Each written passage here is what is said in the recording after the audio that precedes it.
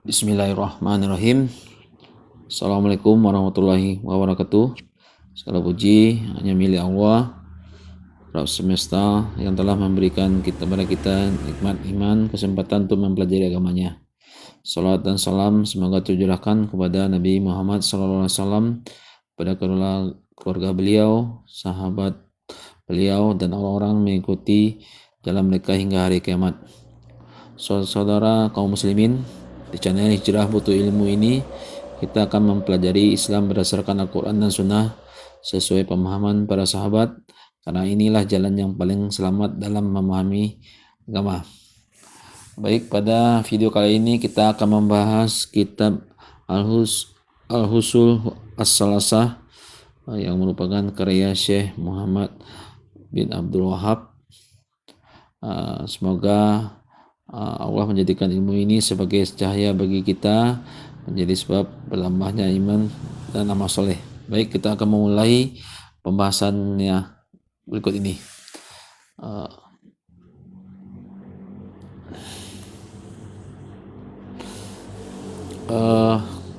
Ini pembahasan pertama dalam bab ini. Ini kata pengantar nanti akan bisa dibaca di buku yang insya Allah akan kita terbitkan. Lalu ini biografi penulis syarah, saya tidak akan menjelaskan. Lalu selanjutnya biografi penulis kitab ini, yaitu Syekh Muhammad Abdul Wahab. Yang perlu kita bahas pada pembuka ini adalah tentang hal yang sering dijadikan tuduhan kepada beliau. Ini sebelum kita masuk ke bab pertama, saya akan menjelaskan dulu sedikit mukadimah terhadap tuduhan-tuduhan yang sering diberikan kepada Syekh Muhammad bin Abdul Wahab. Yang antara ujian terbesar dalam dakwah tauhid adalah munculnya berbagai fitnah dan tuduhan. Ini munculnya dakwah tauhid ini sering munculnya tuduhan dan fitnah terhadap para pembawanya, siapapun. Hal ini bukan hal baru. Para nabi pun mengalami hal serupa. Seperti Allah berfirman dalam surat Al-An'am 112, dan demikianlah kami jadikan setiap para nabi itu musuh, yaitu setan-setan dari jenis manusia dan jin.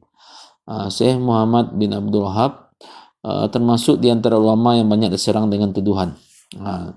Padahal beliau sudah wafat hampir 250 tahun yang lalu, tapi sampai hari ini tuduhan-tuduhan itu masih sangat banyak tersebar di media sosial dan bahkan semakin masif.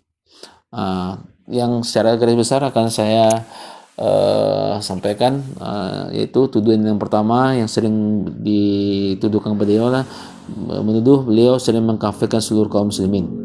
Ini tuduhan yang paling sering yang terdengar. Ini tuduhan yang paling sering disebarkan. Jawabannya, tuduhan ini tidak benar. Karena Syekh Muhammad bin Abdul Wahab rahimahullah tidak pernah mengkafirkan kaum muslimin secara umum. Beliau hanya menjelaskan bahwa syirik adalah pembatal keislaman. Orang yang melakukan syirik setelah tegaknya hujah maka dia kafir. Jadi tidak sembarang menyampaikan tuduhan kepada seseorang bahwa dia telah kafir, kecuali telah tegak hujah terhadapnya, maka orang itu baru bisa dihukumi kafir. Ini adalah akidah yang telah disepakati oleh para ulama Ahlussunnah. Sebagaimana Allah berfirman, sesungguhnya Allah tidak mengampuni dosa syirik dan dia mengampuni dosa selain itu bagi mereka yang dia kehendaki. Nisa 148. Jadi yang dikafirkan itu adalah perbuatan syirik dan pelakunya setelah jelas hujah, bukan sembarang orang. Jadi ini perlu dijelaskan. Lalu tuduhan yang kedua yang sering juga dituduhkan kepada beliau membawa ajaran baru, dengan label Wahabi. Ini paling sering di media sosial ataupun di diskusi yang terkait masalah ini, perkataan Wahabi. Sebagian orang menyebut bahwa beliau sebagai ajaran baru atau Wahabi. Dia dianggap sebagai pembawa ajaran baru. Padahal beliau tidak pernah membawa ajaran baru. Beliau hanya mengulang ajaran yang telah disampaikan oleh generasi sebelum beliau. Jawabannya ini adalah penyesatan istilah. Dakwah beliau bukan ajaran baru, tetapi mengajak kembali kepada Quran Sunnah, menghidupkan tauhid, memberantas syirik dan bid'ah. Ini semuanya adalah ajaran para nabi. Yaitu semua nabi itu dakwahnya adalah tauhid. Cuman berbeda-beda syariat yang disampaikan oleh masing-masing nabi. Ini adalah inti dakwah seluruh nabi. Dari mulai pada Nabi Adam, Nabi Nuh, Nabi Ibrahim, Nabi Musa, Nabi Isa, sampai Nabi Muhammad SAW, semuanya menyuruh kepada tauhid. Ini dakwah para nabi, dan inti ajaran para nabi itu adalah dakwah tauhid, tidak lain. Cuman yang berbeda-beda hanyalah syariat mereka masing-masing para nabi beda. Sebagaimana Allah berfirman, dan sesungguhnya kami telah mengutus kepada setiap umat seorang rasul yang menyeru sembahlah Allah saja dan jauhil tagut. Tagutnya adalah suatu yang sesembahan selain pada Allah. Ini dapat dilihat di Quran An-Nahl 36. Nama Wahabi hanyalah label yang dibuat oleh pihak-pihak yang tidak suka terhadap dakwah tauhid. Ini adalah ejekan-ejekan. Demikian juga ejekan-ejekan ini juga terjadi kepada nabi-nabi sebelum Nabi Muhammad. Nabi Nuh juga diejek, yang berdakwah 990 tahun dikatakan orang gila. Padahal beliau berdakwah selama 990 tahun siang malam. Beliau juga diejek. Demikian juga Nabi Ibrahim juga dimusuhi oleh kaumnya dan diusir dari negerinya. Demikian juga Nabi kita Nabi Muhammad SAW juga tidak luput dari ejekan, tuduhan dan segala macam dengan bermacam-macam ejekan seperti perkataan orang gila, penyihir dan sebagainya macam hinaan yang dialami oleh para nabi. Jadi jangan sampai heran zaman sekarang orang kita menyampaikan tauhid, orang tidak mengejek atau tidak memusuhi, itu suatu malah justru itu hal yang aneh. Sedangkan para nabi saja yang sudah pasti masuk surga juga tidak luput dari ejekan para manusia, di kaumnya. Lalu yang selanjutnya, tuduhan yang ketiga yang sering disematkan kepada beliau melarang tawasul dan ziarah kubur. Ini juga keliru yang dipahami itu. Sebagai tuduhan ini juga melarang seluruh bentuk tawasul dan ziarah kubur. Ini juga salah. Jawabannya adalah ini adalah penyimpangan fakta. Beliau tidak melarang ziarah kubur yang sesuai syariat. Bahkan ziarah kubur dianjurkan. Rasulullah bersabda, dahulu aku melarang kalian berziarah kubur, maka sekarang ziarahilah karena mengingatkan kepada akhirat. Ini dalil dari Rasulullah. Yang beliau larang adalah berdoa kepada penghuni kubur, meminta kepada penghuni kubur. Bagaimana mungkin orang sudah mati kita meminta kepada beliau? Ini sesuatu hal yang sangat tidak logis. Bagaimana kita meminta kepada mayat sementara mereka sendiri belum tentu mereka akan selamat di alam barzah. Lalu yang kedua, meminta kepada yang sudah mati. Ini juga sama kepada penghuni kubur, seorang mati juga sama. Jadi sungguh tidak masuk di akal. Bagaimana mungkin orang yang sudah mati tidak bisa menyelamatkan dirinya sendiri? Apakah dia selamat apa tidak? Lalu kita meminta memohon kepada beliau, kepada orang yang mati tersebut. Lalu yang ketiga, menjadikan kuburan sebagai tempat ibadah. Ini bagaimana mungkin kuburan tempat beribadah? Tidak logis. Yang tempat beribadah itu adalah masjid. Itu yang dijadikan sebagai tempat ibadah, itu yang diperintahkan Allah. Tidak ada satupun perintah dari Allah dan Rasulnya untuk beribadah di kuburan sebagai tempat ibadah. Itu tidak mungkin. Tapi faktanya di banyak tempat di negara kita, banyak orang-orang minta berkah kepada penghuni kubur, minta sesajen, minta doa dan segala macam dengan alasan karena mereka ingin tawasul kepada penghuni kubur sebagai perantara. Ini yang dimenangkan syirik. Ini yang bahaya, yang bisa membatalkan keislaman seseorang. Dan ini yang kita sedihkan di saat ini. Kondisi ini dijadikan sebagai sarana untuk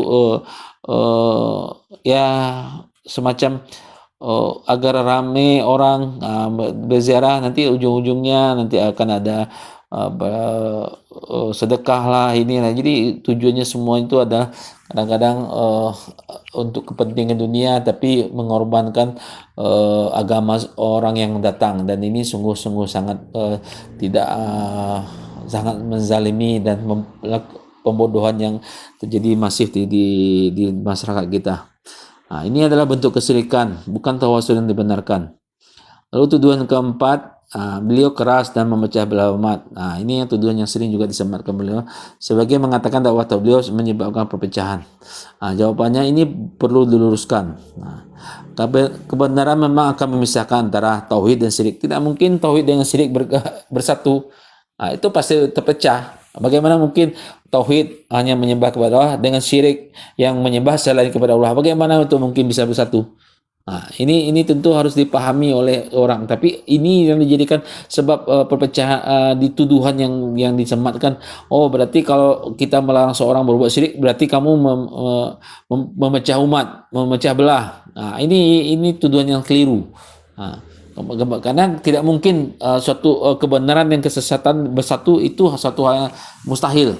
Lalu tidak mungkin tauhid dan syirik bersatu. Lalu yang kedua, sunnah. Sunnah itu adalah apa yang diperintahkan Nabi, apa yang dicontohkan Nabi, dan bid'ah adalah hal yang tidak pernah dicontohkan Nabi, dan perkara-perkara baru yang tidak terkait ibadah yang tidak pernah dicontohkan Nabi. Dan tidak pernah dicontohkan. Dan ini tidak mungkin juga bersatu, seperti air sama minyak. Bagaimana mungkin bersatu? Sedangkan juga dengan sunnah dan bid'ah tidak mungkin bersatu. Ini suatu hal yang bertentangan. Allah berfirman, Dialah yang menciptakan kalian, maka di antara kalian ada yang kafir dan ada yang beriman. Ini sudah sunnatullah Allah, bahwa Allah menciptakan manusia itu, maka di antara kalian ada yang kafir dan ada yang beriman. Sekarang kita diberi akal, kita tinggal memilih mau yang, apakah kita ingin tauhid atau syirik, ataukah ingin sunnah atau bid'ah. Pilihan tinggal kepada kita. Apa yang kita mau ikuti? Kita ikut tauhid atau ke syirik, atau ke sunnah atau ke bid'ah? Karena Allah sudah memfirman bahwa setiap manusia itu akan diantaranya akan ada yang kafir dan ada yang beriman. Ini tinggal kita mau memilih yang mana. Jadi perpecahan itu bukan karena dakwah itu, tapi karena penolakan terhadap kebenaran dan fanatisme tradisi dan tokoh. Ini yang penyebab perpecahan itu bukan karena dakwah tauhidnya, tapi karena penolakan terhadap kebenaran dan fanatisme kepada tradisi dan tokoh. Ini yang sesungguhnya penyebab perpecahan, bukan karena dakwah tauhidnya, tapi karena penolakan terhadap kebenaran. Jadi seperti tadi, ini bagaimana mungkin tauhid adalah jalannya Allah, syirik adalah jalannya syaitan. Bagaimana mungkin bersatu? Bagaimana mungkin jalan tauhid adalah jalannya Allah, jalan syirik adalah jalan syaitan? Bagaimana bisa bersatu? Demikian juga sunnah. Sunnah adalah jalannya Nabi, bid'ah adalah jalannya kesesatan. Bagaimana bisa bersatu?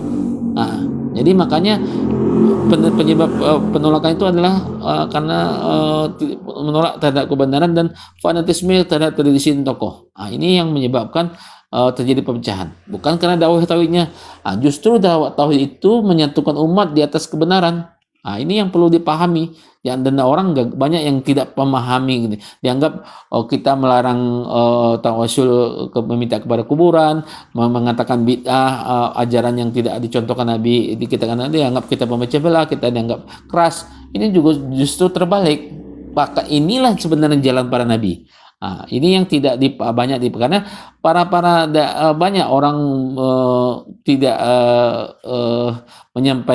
menyampaikan ini karena mereka takut kalau mereka menyampaikan ini berarti tradisi mereka yang sudah bertahun-tahun dan sangat mengakar dalam masyarakat yang bertentangan dengan sunnah, dengan dalil, tidak ada dalilnya, itu pasti secara tidak langsung akan hilang dari masyarakat. Dan ini yang mereka takuti, karena tidak ada kepentingan di situ akan hilang juga karena tidak ada acara-acara yang ada tujuan ekonominya. Lalu yang selanjutnya, tujuan yang kelima yang sering juga disematkan kepada beliau, memusuhi kaum muslimah. Ini kan sungguh aneh.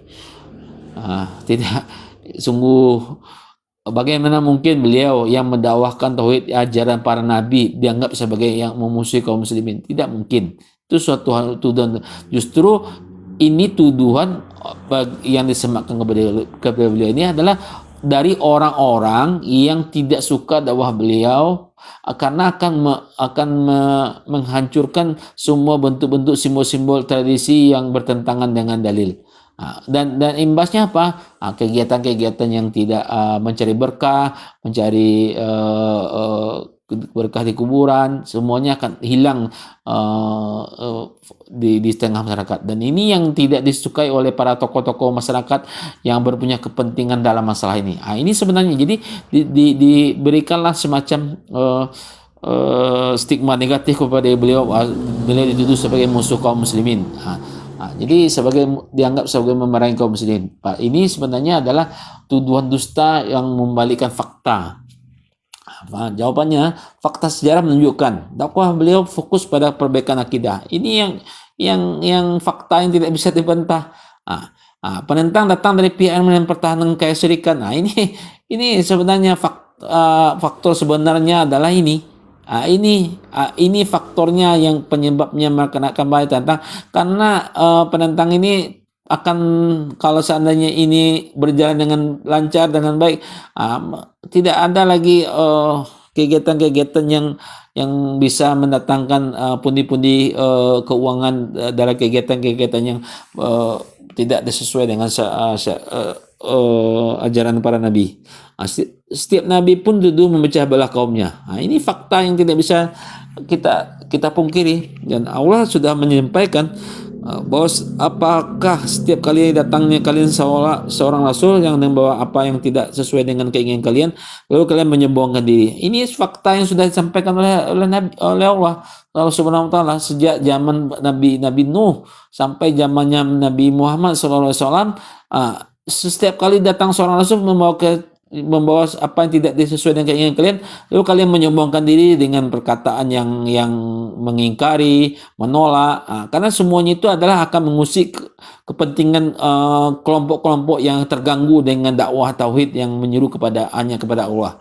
Seperti dulu zamannya Nabi Nuh, dengan adanya dakwah tauhid, otomatis para penyembah patung akan tidak bisa mendapatkan keuntungan lagi. Demikian juga waktu zamannya Nabi Ibrahim, juga akan pasti tidak akan ada lagi penyembah berhala, karena para pembuat patung tidak akan mendapatkan keuntungan duniawi dari kegiatan mereka. Inilah sebenarnya faktor-faktor yang menyebabkan kenapa dakwah tauhid dimusuhi, karena berpengaruh kepada kepentingan kelompok-kelompok yang mencari keuntungan duniawi dengan menjerumuskan orang kepada kebuatan syirik. Ini sebenarnya yang penyebab pasti. Tapi masyarakat banyak tertipu dengan slogan-slogan yang dibungkus seolah-olah pemecah belah segala macam. Padahal mereka tidak tahu apa tujuan sebenarnya ini semua. Di balik semua itu, kenapa mereka ngotot untuk menyerang dakwah tauhid itu adalah tujuannya adalah agar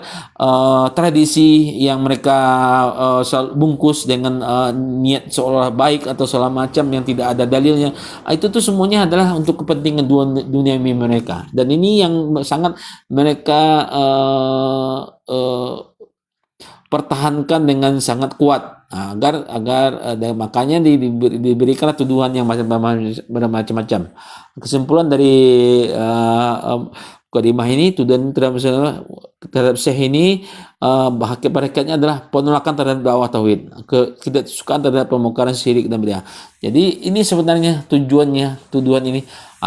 Mereka menolak dakwah tauhid karena dengan dakwah tauhid ini terbongkarlah syirik dan bid'ah. Ini yang tidak disukai oleh mereka. Maka seorang muslim harus kembali kepada dalil, bukan opini, membaca secara langsung karya beliau. Jangan yang lucunya, yang kadang-kadang kita kasihan kepada banyak masyarakat, mereka terprovokasi oleh omongan pada guru-guru mereka yang tidak di sosial media mengatakan begini. Mereka tidak pernah sama sekali membaca kitab beliau, tidak pernah sama sekali. Apa sebenarnya yang isi dari tidak pernah. Bahkan kita bertanya kepada mereka, Anda pernah membaca karya beliau? Tidak. Kenapa Anda bisa menuduh orang yang Anda tidak pernah baca kitab? Ya, ini kata guru saya. Inilah yang terjadi realita di masyarakat. Mereka menuduh sesuatu yang tidak pernah mereka baca sendiri, tapi mereka percaya kepada omongan guru mereka sendiri. Ini yang butuh kita sebagai masyarakat, butuh kita mencari kebenaran itu bukan berdasarkan kata si A, si B, tapi kita cek perkataan itu benar apa tidak, baru kita bisa mengambil kesimpulan. Begitulah seharusnya seorang muslim yang cerdas untuk agar menyelamatkan agama. Jangan mudah terprovokasi oleh omongan si A, si B, si C tanpa mencek langsung karya beliau itu bagaimana sih. Apakah memang benar tuduhan seperti itu? Apakah tidak? Itu perlu. Pada semua karya beliau hanya Al-Quran dan hadis. Al-Quran dan hadis. Semuanya tidak ada satupun yang dituduhkan oleh para penusta yang berkedok agama. Ini yang perlu dipahami oleh masyarakat luas. Jangan sampai terpengaruh dan provokator tanpa ilmu. Maksudnya ini kita harus cek dulu setiap perkataan siapapun, bisa benar bisa salah, tapi kita cek dulu rujukan kitabnya itu apa isinya. Ini yang harus kita cek. Jadi sekarang kita pertanyakan, Anda menuduh beliau begini. Satu pertanyaan, Anda pernah nggak membaca kitab tauhid? Pernah apa tidak? Coba Anda pelajari. Dari mana sih salahnya? Itu yang seharusnya kita sebagai seorang muslim, kita cerdas berpikir, jangan ikut-ikut terpengaruh provokator yang tidak bertanggung jawab. Jadi menutup di mukadimah ini mengenal ulama harus dengan ilmu, bukan dengan kabar burung. Jika seorang tidak membaca karya lalu hanya mendengar dari pihak-pihak yang membenci dakwah tauhid, maka sangat mudah baginya terjatuh ke dalam kesalahpahaman. Ini yang penting. Semoga Allah membukakan hati kita, menerima kebenaran, menjauhkan kita subhat, menjadikan kita termasuk orang-orang yang membela tauhid yang sudah baik. Kita lanjutkan ke bab pertama. Ini saya tidak juga jelaskan kalimat tentang kitab ini, akan menulis ini nanti bisa dibaca, nanti. Terlalu metodenya juga saya tidak akan jelaskan panjang lebar. Coba nanti bisa dibaca. Lalu selanjutnya ini daftar isi dari kitab ini, syarah ini, insyaallah nanti kita akan bahas sampai tuntas. Cukup sekitar 30-an pembahasan. Ini kira-kira pembahasannya. Baik, kita sekarang masuk ke bab 1, pengantar penulis kitab ini, itu bagian pertama, I'lam rahimakumullah. Ini isi kitab beliau yang pertama, jadi pembukaan. Banyak manusia hari ini terasa cukup dengan agamanya. Salat sudah, puasa sudah, identitas muslim sudah. Tapi satu pertanyaan jujur, apakah kita benar-benar memahami agama ini dengan ilmu atau hanya ikut-ikut? Ini coba jawab pertanyaannya. Salat sudah, puasa sudah, identitas muslim sudah. Tapi pertanyaan jujurnya, apakah kita benar-benar memahami agama ini dengan ilmu atau hanya ikut-ikut atau tidak peduli sama sekali? Jadi ini yang perlu kita tanyakan dalam hati kita dulu. Disinilah masalah terbesar umat, beragama tanpa ilmu. Ini yang bahayanya di sini. Bagaimana mungkin kita memahami agama ini tanpa ilmu? Atau kita hanya ikut-ikut? Atau hanya sekedar identitas KTP? Bagaimana mungkin? Kita ingin masuk surga dengan cara gampang? Tidak mungkin. Semuanya butuh ilmu, butuh perjuangan. Untuk kita bertahan hidup di dunianya butuh waktu, butuh perjuangan, butuh ekstra kerja keras, butuh perjuangan yang sangat melelahkan. Bagaimana mungkin kita mau masuk surga tanpa ada ilmu? Tidak mungkin. Apakah hanya dengan mengandalkan identitas KTP? Tentu tidak mungkin. Dari sinilah seluruh penyimpangan lahir. Penyimpangan ini, syirik dianggap wajar, bidah dianggap ibadah, kesesatan dianggap kebenaran. Ini akibat kita beragama tanpa ilmu. Karena itulah kitab ini tidak dimulai dengan hukum, tapi dimulai dengan satu perintah, ketahuilah. Ini teks matanya, pelajar. Ini teks matanya, a'lam rahimakumullah. Ini isi teksnya di awal kitabnya. Maknanya adalah ketahuilah Allah yang merahmatimu. Ini adalah pembukaan dari Syekh langsung mengarah kepada pembaca kepada ilmu yang wajib. Ketahuilah semoga Allah merahmatimu. Ini poin pertama yang beliau tulis di kitab beliau ini, di kitab Tauhid. Usul Salasah. Ini kitab pertama yang beliau tulis. Inti pembahasannya ketahuilah. A'lam. Ketahui a'lam. ketahuilah ini adalah perintah tegas. Nah, bukan saran, pilihan tambahan, tapi perintah untuk memahami agama. Maknanya jangan bodoh dalam agama. Nah, jangan ikut-ikutan, jangan beramal tanpa ilmu. Ini menunjukkan ilmu adalah kewajiban, tidak ada alasan untuk tidak belajar. Nah, jadi ingat ya, ini bukan saran, bukan pilihan, bukan tambahan, tapi perintah untuk memahami agama. Maknanya jangan bodoh dalam agama, jangan ikut-ikutan, jangan beramal tanpa ilmu. Ini menunjukkan ilmu adalah kewajiban, tidak ada alasan untuk tidak belajar. Nah, lalu selanjutnya beliau menyampaikan rahimakumullah. Nah, ini semoga Allah merahmatimu. Ini adalah doa. Dan ini sangat dalam maknanya. Ilmu tidak cukup hanya dipelajari, tapi harus disertai dengan rahmat Allah. Karena banyak orang punya ilmu tapi tidak mendapat hidayah. Contoh, ini iblis tahu Allah tapi sombong. Orang berilmu tahu dalil tapi menolak. Ini fakta kan? Iblis tahu Allah subhanahu wa ta'ala tapi sombong. Orang berilmu tahu dalil tapi menolak.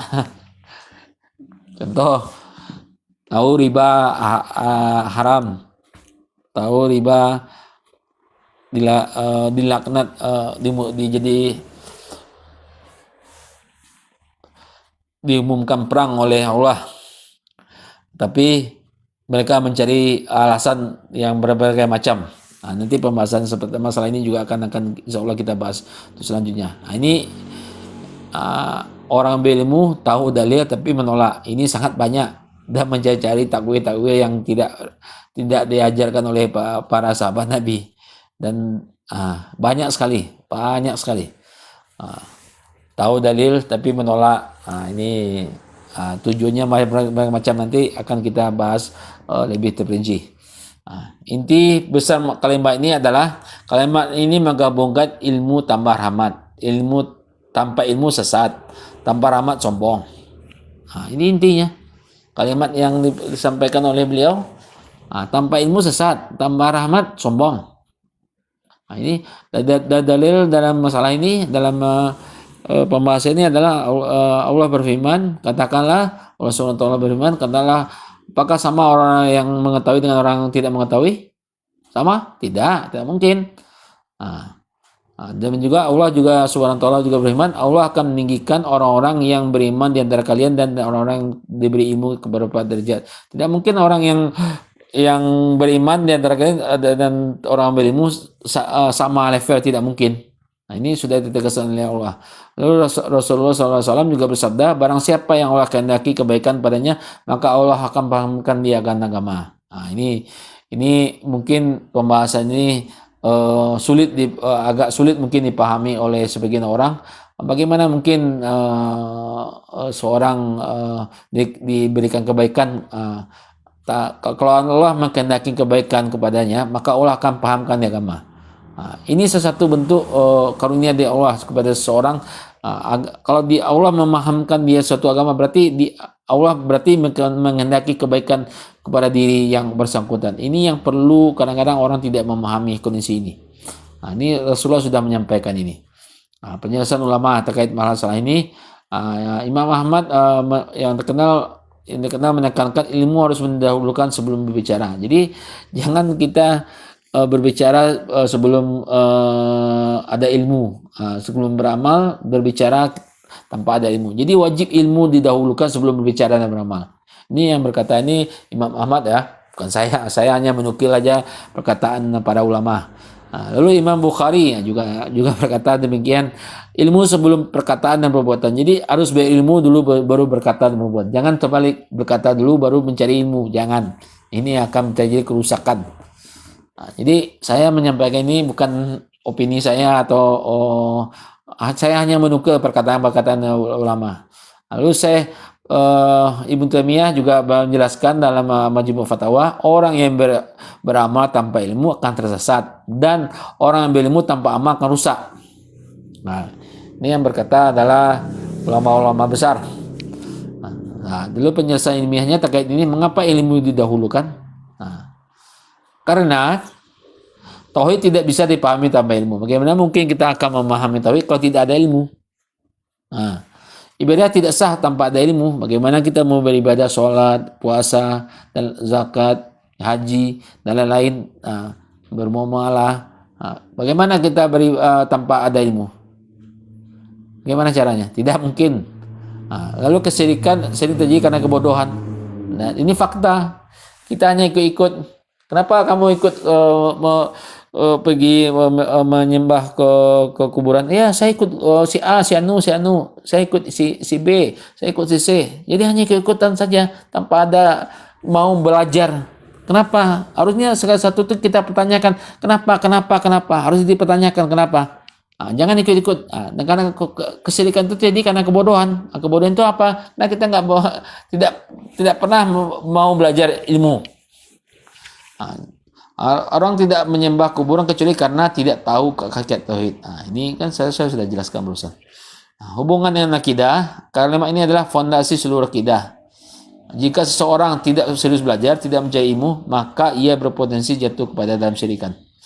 Realita dalam kehidupan sehari-hari, hari ini realitanya adalah orang lebih takut rugi dunia daripada rugi akhirat. Benar apa tidak? Orang lebih takut rugi urusan dunia daripada rugi. Orang akhirat ini seolah dianggap seperti cerita dongeng, mereka tidak meyakini, mereka menganggap setelah mati sudah selesai urusan hadu. Ini sebenarnya fakta yang nyata yang realita di masyarakat saat ini. Mereka sangat ragu dengan kehidupan setelah kematian. Jadi mereka lebih berlomba-lomba memikirkan dunia hampir 24 jam mereka memikirkan, tidak pernah mereka memikirkan rugi akhiratnya, padahal dunianya sesaat. Contohnya belajar bisnis serius, belajar agama santai, bahkan tidak peduli. Benar apa tidak? Belajar bisnis serius, bahkan kita mau belajar bisnis itu bisa sampai berjam-jam, bisa mencari sumber-sumber yang akurat. Coba belajar agama, coba hanya sekadar, bahkan juga tidak peduli. Dan ini faktanya seperti ini. Untuk urusan dunia kita kursus, cari tempat les terbaik, cari tempat yang nilainya bagus, ikut seminar berbayar, bahkan berhari-hari. Lalu kita melakukan praktek, kita kadang-kadang juga kita bayar. Untuk urusan agama, bagaimana? Cukup dengar potongan ceramah, kadang-kadang itu pun kalau sempat, hanya ikut-ikutan, tidak memahami, hanya ikut yang viral tanpa memahami viral itu benar apa tidak. Hanya ikut-ikut karena lagi viral, oh ya, hanya seperti itu aja. Tidak ada gairahnya, menganggap agama ini hanya seperti cerita dongeng atau seperti identitas KTP saja. Ini fakta yang tidak bisa kita pungkiri, dan ini realita kehidupan yang saat ini yang sangat miris kita lihat. Lalu akibatnya adalah banyak yang percaya jimat. Ini fakta apa tidak? Orang lebih percaya jimat daripada Allah. Datang ke dukun, berdoa ke kuburan, membela bid'ah. Ini fakta-fakta yang tidak bisa dipungkiri. Bantahan terhadap masalah ini, subat ini adalah subat satu. Yang penting hati baik, tidak perlu terlalu banyak belajar. Ini subat yang sering kita dengar nih. Bantahnya ini pemikiran sesat. Karena hati baik tanpa ilmu bisa membawa kesyirikan. Allah Subhanahu wa taala berfirman, janganlah kamu mengikuti sesuatu yang kamu tidak memiliki ilmu tentangnya. Ini Allah yang menyampaikan nih.